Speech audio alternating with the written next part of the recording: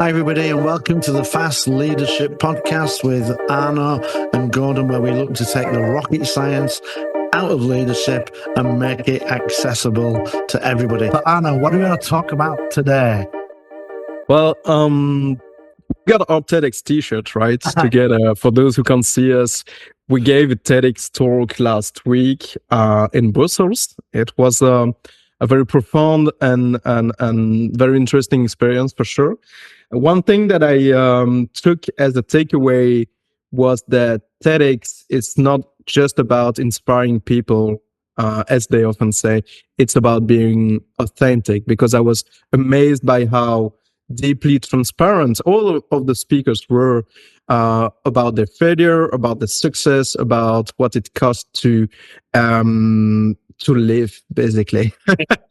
So I'd like to talk about that, about the fact that transparency, authenticity it's not really the same, but it's a key factor for any leader, whether it is in your family, in your sports group, as a coach, or as a captain of the team, or in the business world.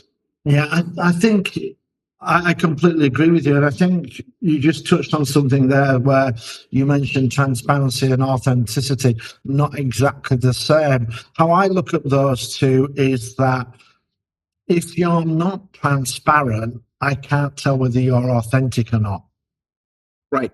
If you can tell me you're authentic, but if you never tell me anything about or I can't see what your motive and agenda is, then that's always going to leave questions as to so why are they doing this? Why are they acting that way?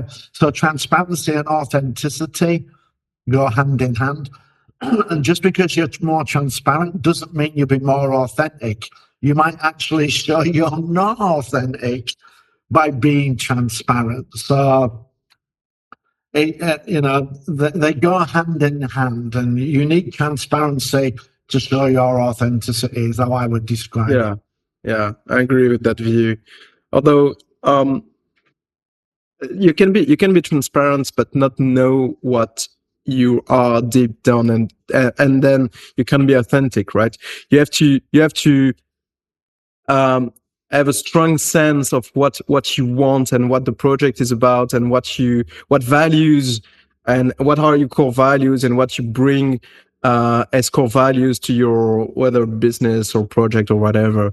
I believe authenticity is about knowing that your core values are valuable for the project, and then you can share them and embrace them.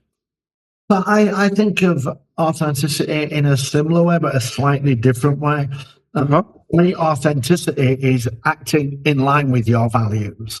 Now, they might be good for the project, they might not be good for the project, but they're your values. Yeah. And if you're living them, you're authentic.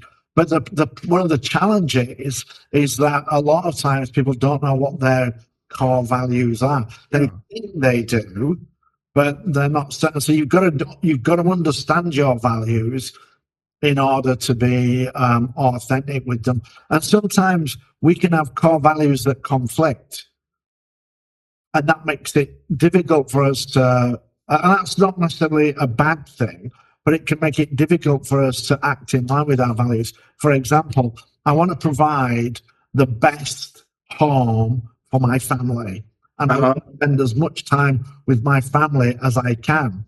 Well, providing the best home is probably going to require me to work long hours, which is in conflict with spending all of the time with them. And so it's very difficult to live in line with those two values, because they're both, I don't think there are any good or bad values. Your values are your values. So I don't say one's right or one's wrong. And it would be, you could have both of those, but if that's now going to pull you away, it's going to make it more difficult for you to live this value where you want to be with your kids and family all the time, because you also want to provide for them. At first I would agree with you, but then I've read some studies about the importance of mismatch. in the business field. It's actually a mistake that many HR people are doing, is that they want to find the perfect match. And maybe it's also a mistake that we do in our dating life or with our friends. It's that we want someone who's very similar to us, but a little bit of mismatch and finding mavericks in the workplace. So people who have different values than the project at first needs. It's a major bonus for the project because it's a step outside of the box. It's a different point of view, and confrontation of those point of view very often, if you're transparent, very often can lead to a better project and a better outcome for whatever you're trying to do. So at the same time, you want to stay firm on your own values because they are your core, they are who you are. But you don't want to be surrounded by people who only share the exact same values as you do, because you want some confrontation. But it needs to be. I don't see it as.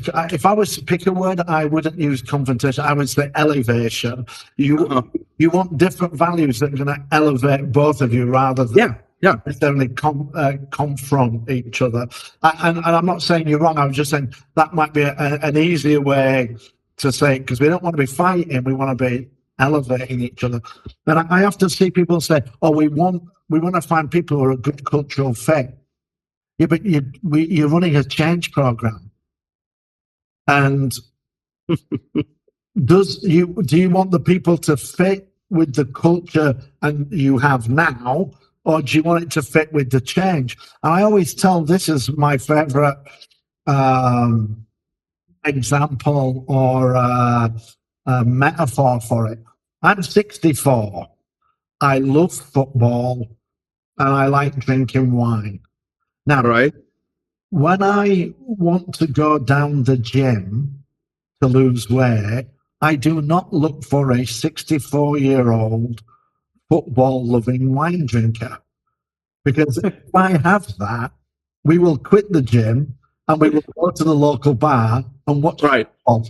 What I need is a 25-year-old hard body who doesn't give a shit about football, doesn't touch a drop of alcohol, that knows I need to do 20 more bench presses to get into the shape I want to be in. So I need somebody who fits with the culture of where I want to go, rather than somebody who's a perfect match for me where I am right now. Exactly. We ain't moving anywhere. Ain't moving anywhere. Yeah. If you sit in a room with mirrors, you'll talk to yourself. And people can be that kind of mirror. They can engage into make you believe that your core values are everything that exists, but then you don't bring to yourself the change you need. There's no growth. There's no push. We need to be. We need to get out of our comfort zone, and by definition, once we come out of our comfort zone, it's going to be uncomfortable. So sometimes we need uncomfortable conversations. You are fat and you do need to go down to the gym. And we need that provocation. So yeah, it's I see it all the time, that mismatch. People looking for a cultural fit for where they are rather than where they need to be. Yeah, and it's very natural because, as you said, comfort zone, it's comfortable for a reason, right? Yeah. It's comfortable because it's what we know, and the brain is wired to research what we already know and to stay where it is. The brain actually doesn't like changes that much. It likes its little routine. It likes its security, because it's a way to the way it evolved was to bring us to stay with familiar faces and stay with familiar environments. Mm-hmm. So that's our functioning system. That's how we work, right? But then we can change that, because if we stay in that, well, I'm sorry, but many neurologists have said that the brain is also wired to be slightly racist. And do we choose to stay like that? Well, no. We can change the way we function, even if the brain is wired in a certain way. Yeah. The brain is wired to eat endlessly and watch binge TV because it's cheap dopamine. But do we want to do that? Well, no, we don't want to do that. We want to get out of the sofa and get to the gym and work and have amazing friends and amazing projects. So how do we do that? If we got no motivation to do it from dopamine in the brain, we stand up, we take the first step, we are transparent to ourselves, and we say, well, this is not what I want to do, but this is what I need to do. And then, the first step is the only one that counts. When you've done the first step, dopamine is there, and then you make the second one and the third one and everything behind. I think the challenge is that we're driven by dopamine. And to go to the gym, I have to get up. I'm fortunate that I can walk to my local gym. Apparently it's 300 meters. I've never been, so I wouldn't know the exact. And then I have to get changed and then hit the weights to get the dopamine hit, or glass of wine and turn on Netflix. So it's easier. One is a very easy shortcut dopamine hit. The other one requires a little bit of it, and that's why we need that delayed gratification of, okay, I'm going to go out and do this, and it's a much stronger hit, and it has a much longer lasting effect of it. It just takes a little bit more. But again, as you say, it's being authentic is about being true to of who we are and ourselves. And if we want to, do the best we can, then we need to be true to ourselves. And whatever it is, if it requires walking to the gym, go do it. Don't take shortcuts. And if you're true to yourself and you know what you need, and what you need is aligned with what you do, then you're unstoppable. But the thing is, motivation doesn't precede movement. You want first to start moving, whether it's taking a class or taking a first step to run a marathon, and I know you've done that, or starting to publicly speaking for people who are shy. We've talked about that in another episode, or whatever your progress and whatever your objective. You don't want to build up motivation sitting in your couch and then move. You want to move first, and then motivation will come. So if your core value tells you that you want to be a public speaker and you're shy, don't wait until you're not shy anymore to start publicly speaking. Start to learn and do stuff, and then motivation will come, and then you'll be what you want to be. Yeah. So I completely agree with you, and I've written a couple of articles on this and why motivation comes last, not first. And I created this model for achieving success, and it's called AIM, 3 letters, AIM, and the M stands for motivation. And because a lot of the motivation comes through recognition, and you only get recognized for effort and results. So that's not going to get you started. So the first 2 parts of them are aspiration. I want to do it. It's aligned with my values and it could be, I want to be, I want to have Maslow's hierarchy of needs. I want a feeling of achievement. Okay, so what would be a goal that would make you feel good about yourself or good for having done that? And we need to get our aspiration. That's the desire, and then the inspiration, and that comes from our belief that we'll be successful. So, do we have a plan that we believe in? And when we talk about public speaking, I always tell people rehearse. That'll get rid of nerves. And when people believe that, now it's like, okay, I'm not going to be as nervous. I can go do it. So we've got to have that desire to do it and the belief we can do it. That is what will get us off the couch. Right. If we don't have the belief and the plan, it's like, I would love to be the world's greatest basketball player. I'm 64, I'm white, I'm 5'6", and I'm not very athletic as well. So that's, I'm 0 for 4 on things that would indicate. So desire is good, but you've got to have desire and belief, because that will get you started. And then the motivation will come as you start to see progress and feedback. So don't start with motivation, start with desire. And again, that's about being true to what you want to achieve, and then the plan.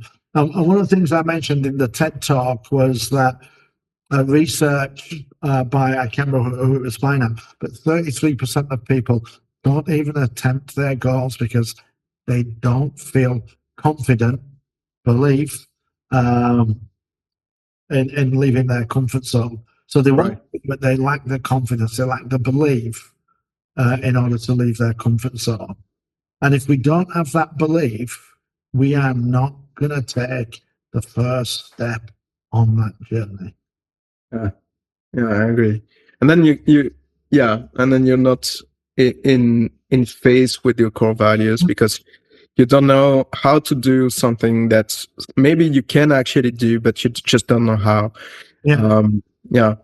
That's to me, that's even worse that someone who tells me I have no motivation to do so, because the person aspires something he or she knows what they want, and then because they don't know how to do it, they don't know if they can do it, they just stay stuck.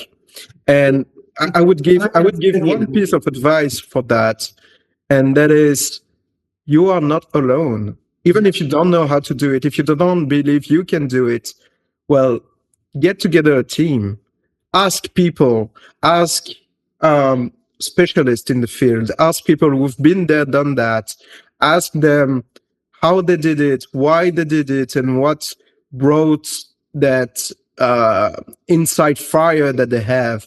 And then you might believe that you can do it.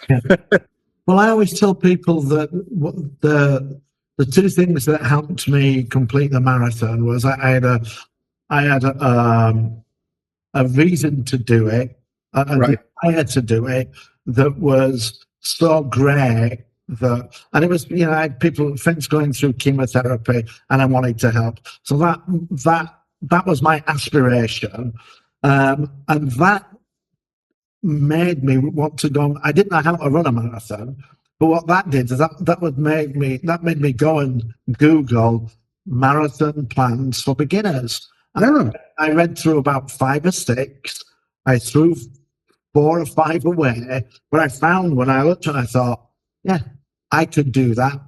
Running 15 minutes and 20. It was a slow build up, but I could do that. But it was that desire that got me to go and investigate. It was the investigation that gave me the how, and then I started running. And then I got the motivation from seeing I've run 5 kilometers, I've run 7, I've run 10. So for me, motivation comes last. Right. First. If you want it to come first, you won't make any progress at all.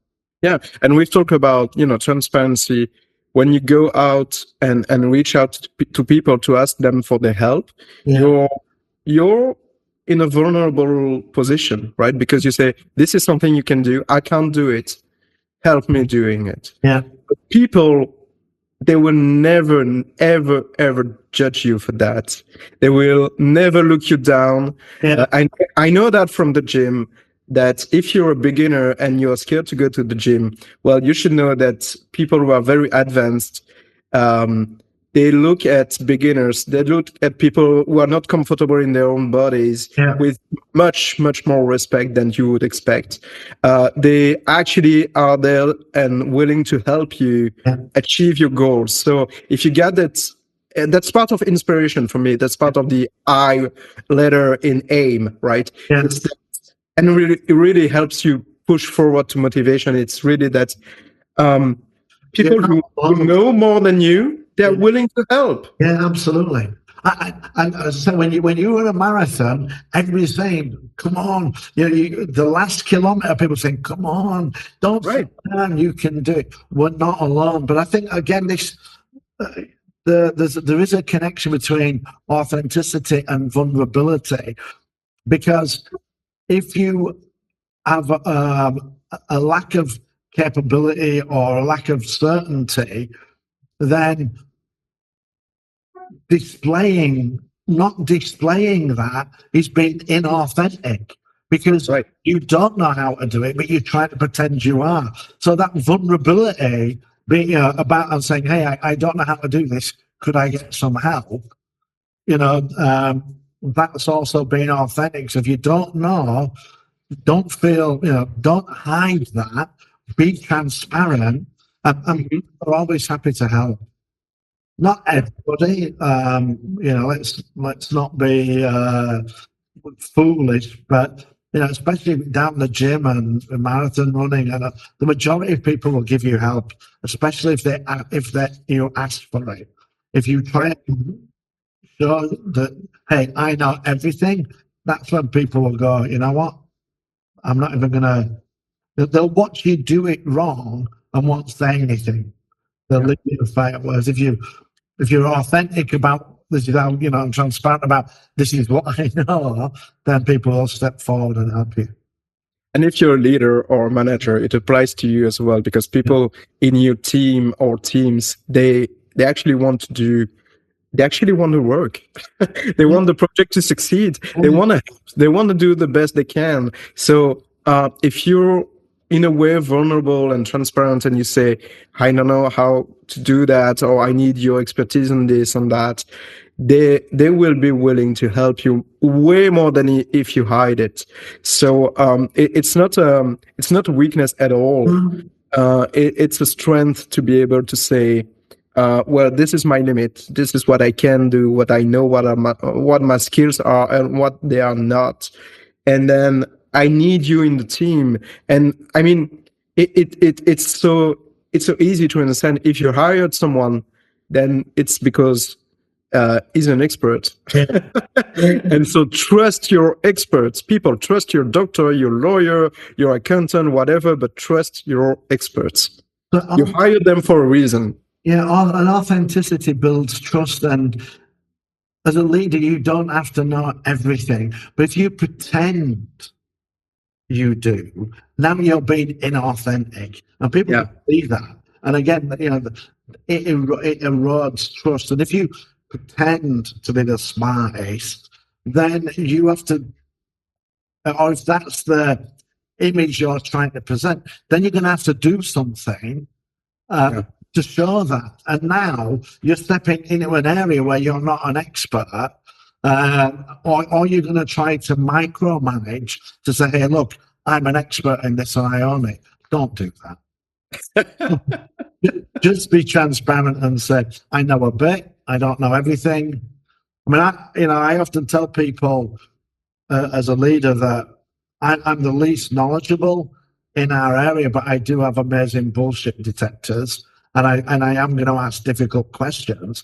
But Right. yeah, don't being authentic is not about pretending to be something you're not. Yeah. Fake it till you make it. It can work in some things, but not in leadership. Yeah, for sure. Yeah, For sure. It's the same when you go to your doctor, you don't pretend like you know the answer. yeah, If you do, why would you hire a doctor to help you out?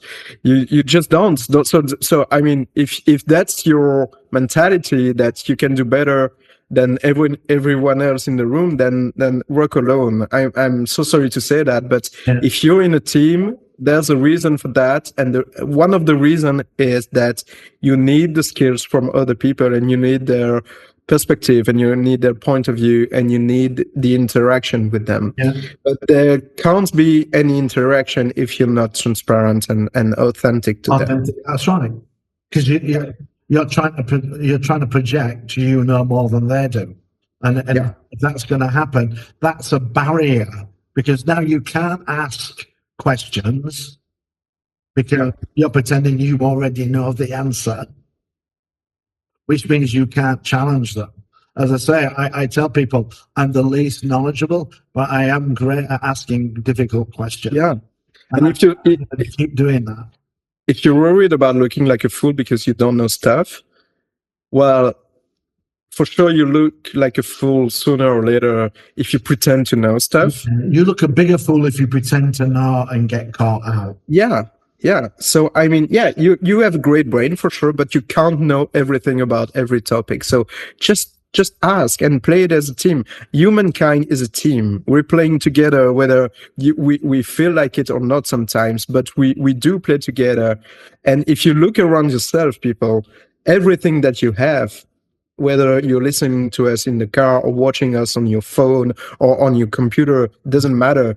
Even where you're sitting or the shoes you're wearing right now, they were made by other people. Yeah. We are a team.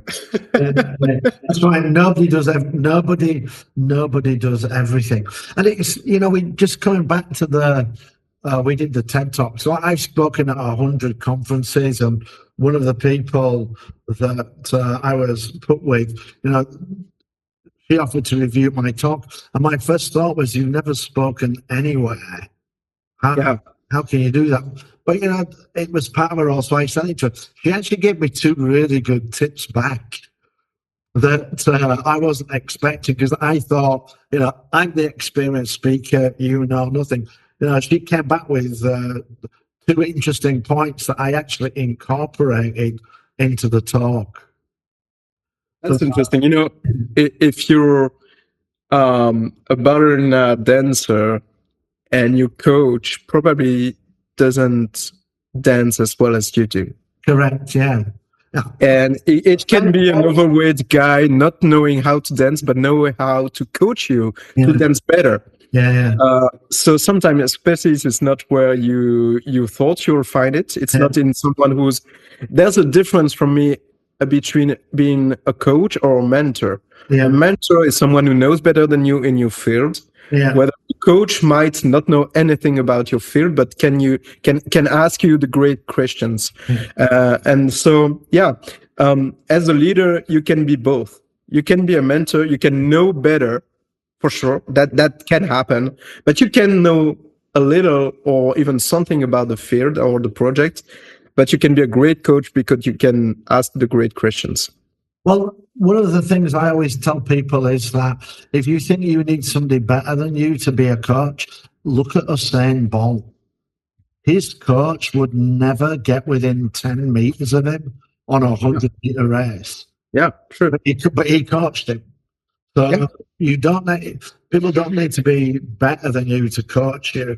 We just got to be open to listening to input from new ideas. And again, it's about being transparent and accepting that you might not know everything. And as I said, I nearly fell into that trap when a 22-year-old student wanted to review my talk, and she'd never spoken, but I gave her the opportunity, and she actually came back with 2 or 3 really good tips for me that I thought, yeah you're right. Because whilst she might not be a speaker, she's been in plenty of audiences. She could give me the perspective from the audience rather than the perspective of a speaker, which is all I had. That's an interesting sentence, and I think we can end on that. You might not know everything. That's a shocking reveal today. You definitely don't know everything. I mean, I'm just putting a bid together to do some leadership training for Birmingham University. And Birmingham University has an Institute of Leadership, and I thought, why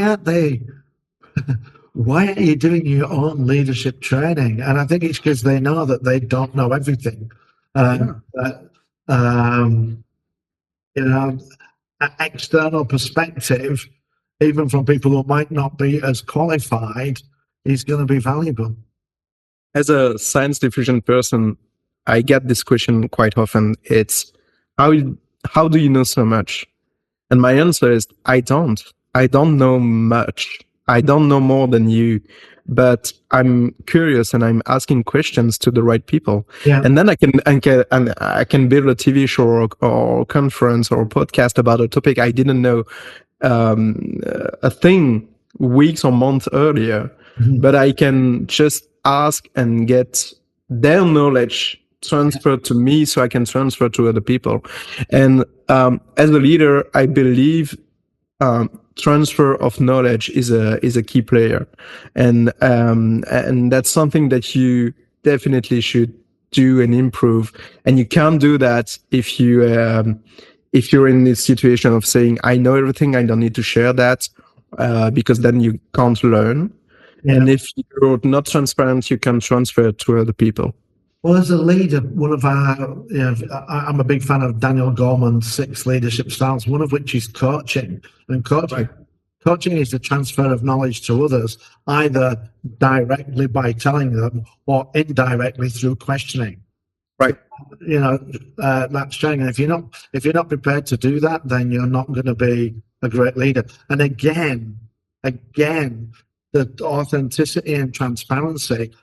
Don't try and teach people something where you're only claiming to be an expert and actually you don't know anything.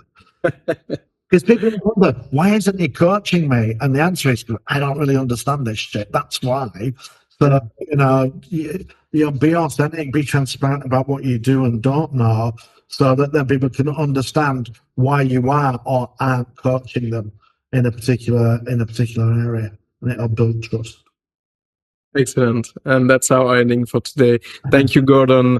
We have an amazing discussion, I believe, in transparency and being authentic with people and talking with them, how to do that. I'm Arno. This is the Fast Leadership Show, and I thank you all for your careful listening.